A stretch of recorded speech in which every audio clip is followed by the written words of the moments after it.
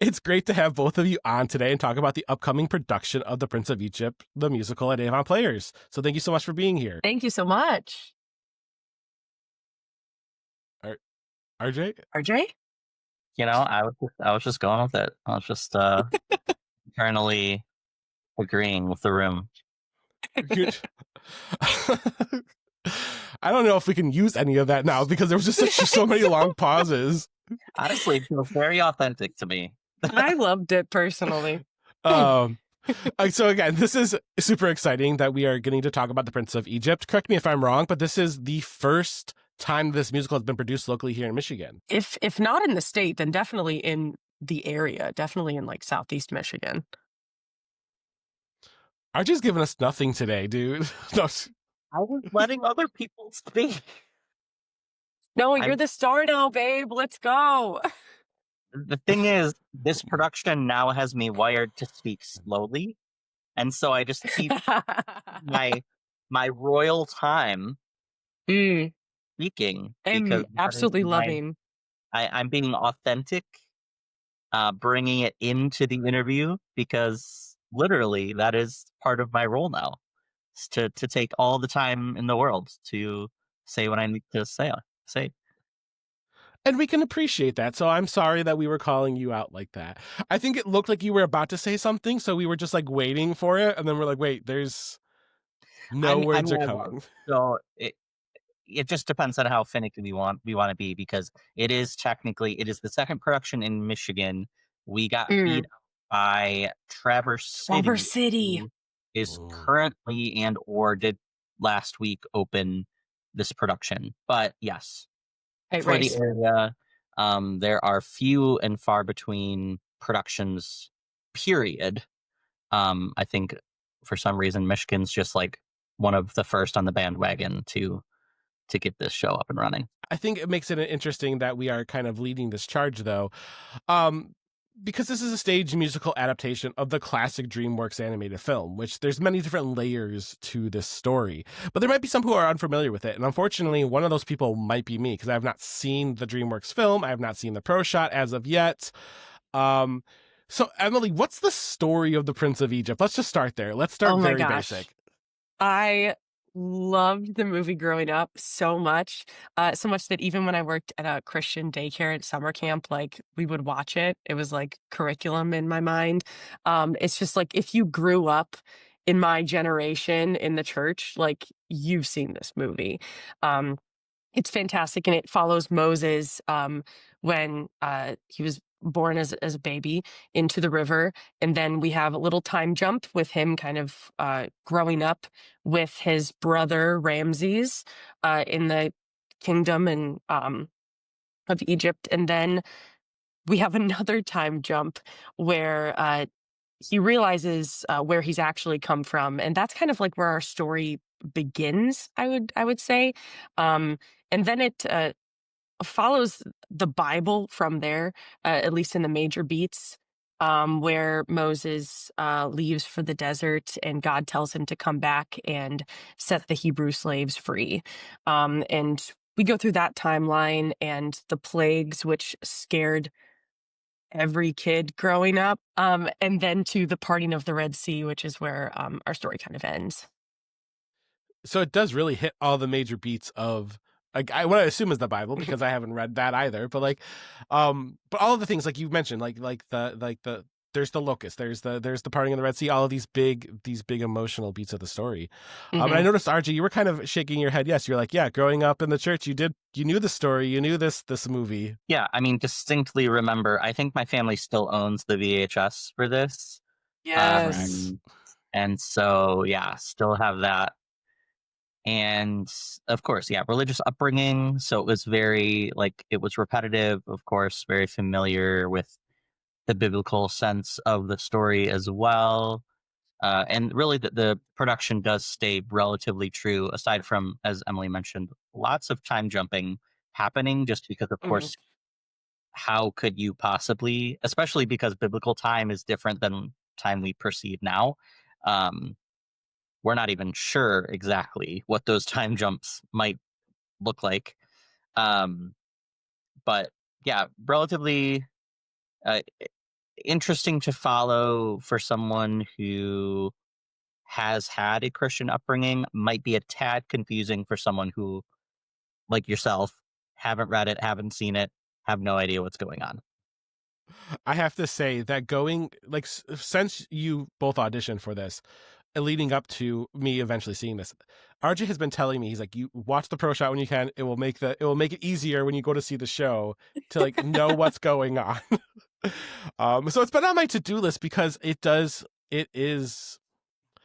I mean, this is like a heavy show. Like, there's a lot going on in this show. There's Mhm. not just the story, but from what I understand too, with the set design and with, the musicality of it. But before we get into the show itself, RJ, what drew you to wanting to audition for this production? I know that you have done Avon's Sweeney Todd last year. Fantastic. I know you helped with the prop design of Young Frankenstein, which also starred our friend Emily here. But what drew you to be like, you know what? I want to be in the Prince of Egypt. Well, you can continuously blame, Miss Emily over here. Thank you. I was a little bit on the fence. I'll be real. I'll be very honest. Just because I know how much a commitment of a show is when you're doing a show. It's a massive time commitment. Pretty much your life stops for everything but the show. So I was a little hesitant in that regard. It is also, as we just got done mentioning, a newer production. Like not a lot of people have done it, which often means that you're kind of creating the standard for the production, which means more work. So while this was very exciting, and ultimately that's kind of also why I leaned into auditioning, because when you look around the area, no other theater is doing this, or it's not slated to be done again anytime soon.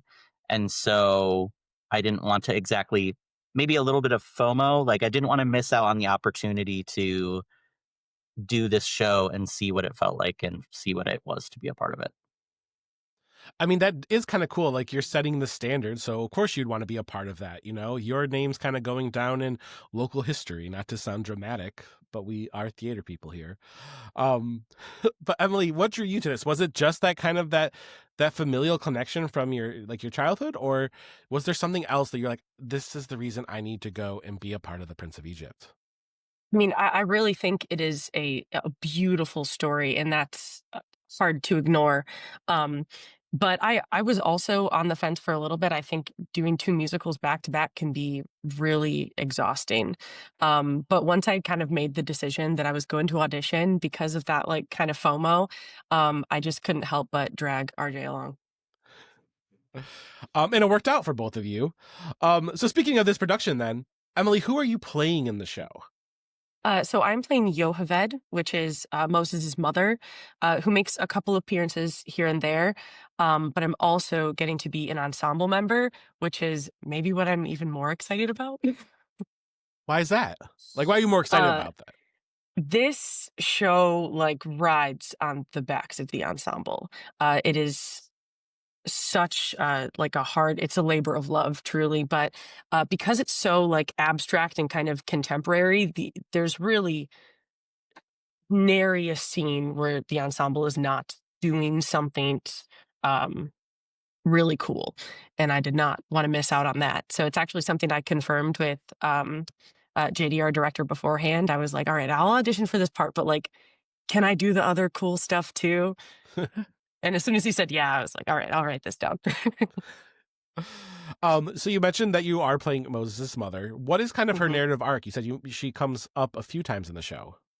Yes, she's in the opening number, actually carrying Moses and putting him into the river. Um, And so this is kind of she's really her and the ensemble are setting the scene of how horrible things are for the Hebrews when the Pharaoh has decided to kill all of these babies because of a prophecy that he thinks that they might do. A lot of thinks and mights and conspiracies um, that come into play, but basically for no reason because he's scared. So this fear is established pretty immediately, so much that a mother would give up her son.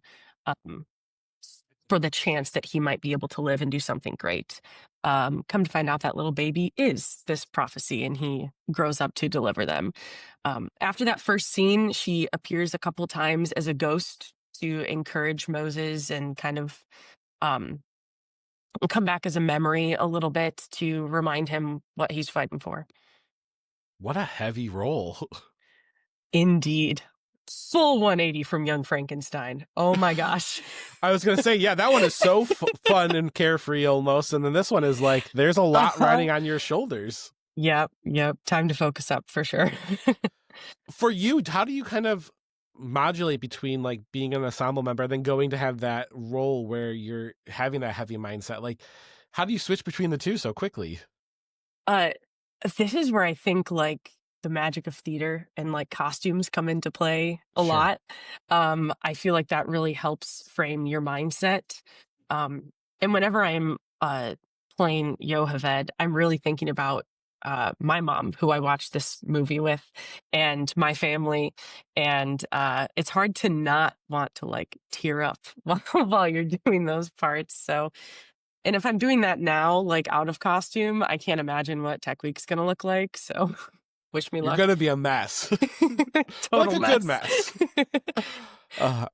And so, RJ, who are you playing in the show? I haven't forgotten about you. I know Emily and I were just having a great conversation there, but Hey, right there with you. I play Hotep, which it technically there is a role in the animated film, but there are two of them. High priests. Um, for the stage production, they just reduced it to a singular priest. So I am the high priest.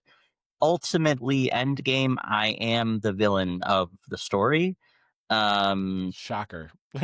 Best. Yeah, I don't know what's going on, but yeah, I am the person that historically has guided the royal family, or at least the line of priests have guided the royal families over the centuries, making kind of those recommendations on what the dynasty looks like. So definitely on a power trip throughout the entire production. It's kind of like I like to think I'm royalty when I'm technically not, but I am amongst royalty all of the time. That also, again, feels like a pretty heavy role. Again, you're not snapping birds' necks, so hopefully, but Not this it time. but that's also, playing the villain has to be difficult as well because you're the whole reason that all the drama's happening. Yeah, it is a very interesting, much like any acting role, the on off of like being off stage a moment before you just kind of have to go into this very serious, very deep, very dark space. Um it's interesting. I haven't played evil roles very much except for lately, apparently. And so this one Avon has actually, you pegged. yeah, this one feels substantially heavier than my last one. Because while I'm not breaking birds' necks, I am yelling at people to be killed and encouraging mass murder. So it is definitely, and there are a few points that I'm just like, I'm gonna make all of your lives literally a living hell if I can. So That sounds about right for this kind of role, right?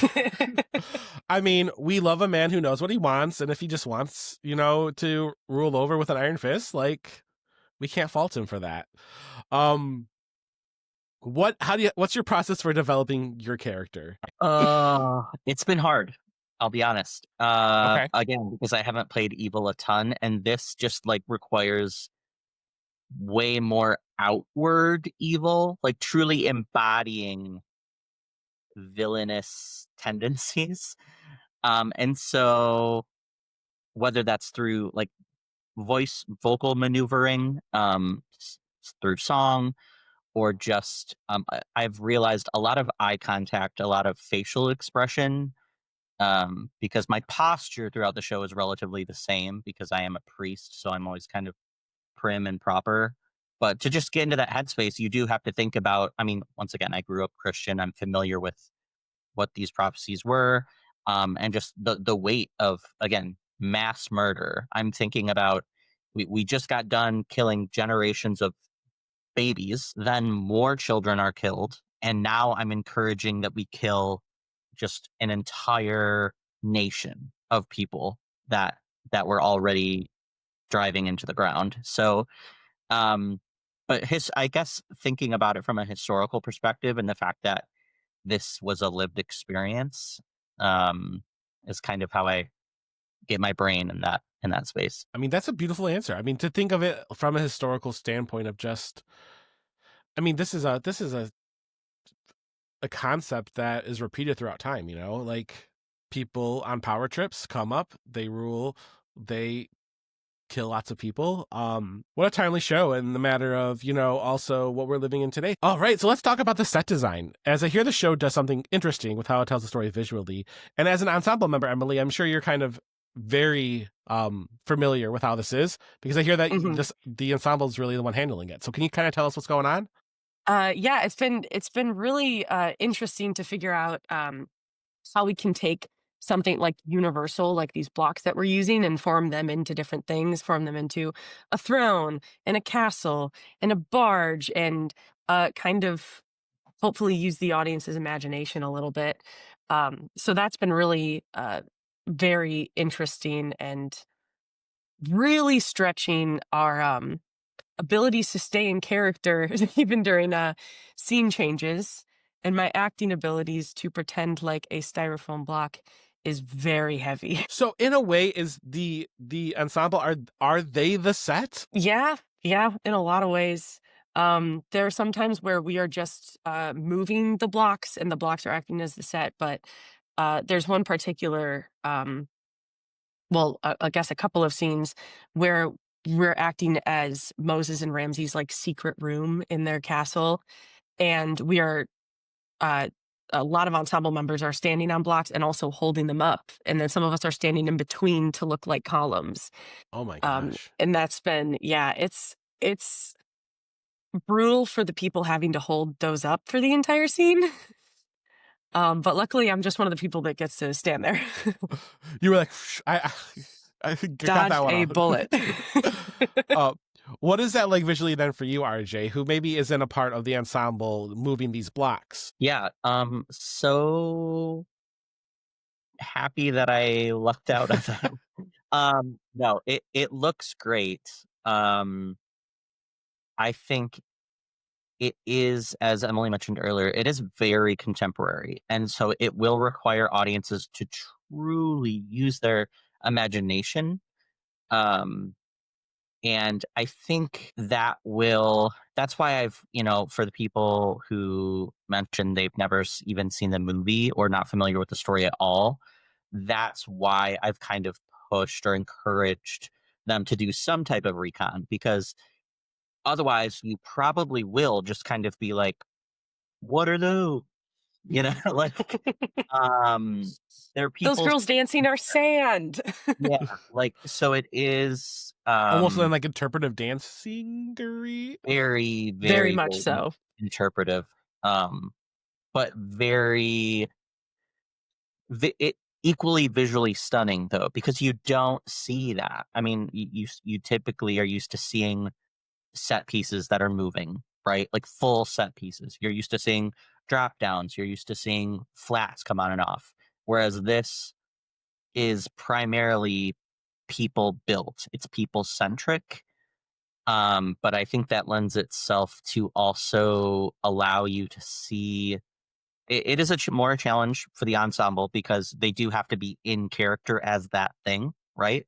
Like Sure. if I can see your face, I'm paying attention, right? So if you're a wall or if there's something dramatic happening in that scene, you kind of have to mimic whatever that will be, but not take away or add too much to from the scene that's actually occurring. So it is quite a unique challenge, but I think our cast does a really good job at maneuvering all of those pieces.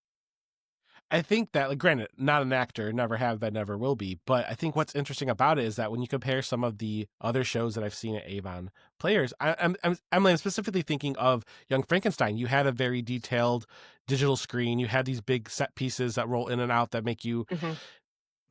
more readily dive into those scenes and like feel like you're a part of it. And that feels like that's more immersive. And this probably does challenge you in your ability to be the actor, in the scene.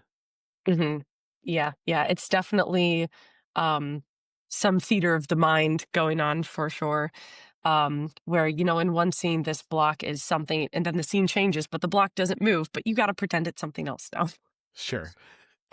Um, so this show, very heavy. Seems like there's a lot of themes, but which theme do you feel like resonates the most with you, RJ? Whew, I mean, there are so many. I would say the underlying theme of hope.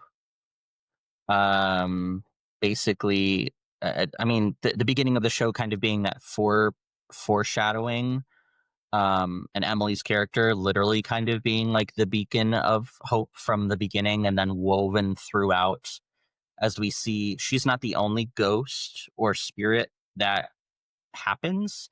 And I think the purpose of those reoccurring or coming through from start to finish is, as the song says, as probably the song that everyone will know, even if they don't know the show, when you believe, uh, dot dot dot, there is hope. There is whatever that theme is. I think that plays a big part in it. As I say, when you said "When You Believe," my mind went to Book of Mormon. So I don't know if I know the song you're talking about. So religious. Emily, how about for you? Which theme from The Prince of Egypt resonates the most with you? I think my theme is a little biased and maybe a little more on the nose, but family for me for Sure. sure. Um, Playing the mother in this family who kind of gets to watch over things as it happens is very nice, warms my heart. And also growing up with this movie and watching it with my family has been, amazing. And when you grow up a theater kid, you find every movie musical that you can. But I am also thinking of the part of my family that is Jewish, where I grew up celebrating Passover and Hanukkah and these things. And there's a line when that I'm very honored to sing after Moses is parting the Red Sea, that they'll remember this, for in history for all the days to come, and they'll celebrate it. And I really have to thinking about it too much right now. And I think about my family sitting around the table because we really did celebrate that, and it's made it this far.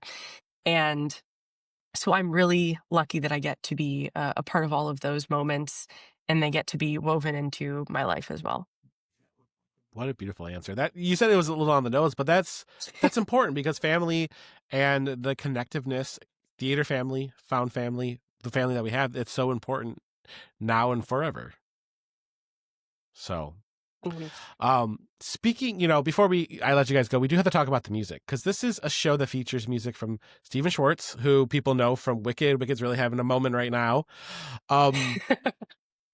RJ, how would you describe the music of The Prince of Egypt? You mentioned the show is kind of contemporary. Do you feel like the music also falls in line with it?